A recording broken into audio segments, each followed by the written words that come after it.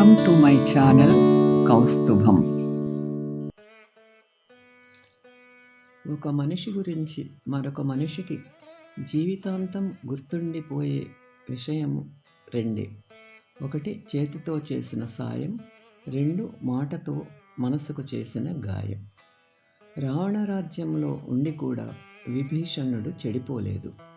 రామరాజ్యంలో ఉండి కూడా కైకేయి బాగుపడలేదు.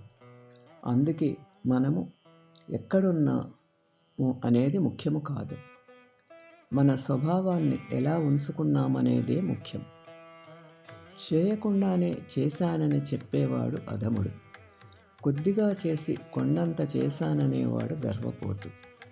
ఎంతో చేసి కొంచెం చేశానని చెప్పేవాడు సజ్జనుడు. నడుస్తున్న కాళ్ళు మనకు ఎన్నో జీవిత పాఠాలు నేర్పిస్తాయి.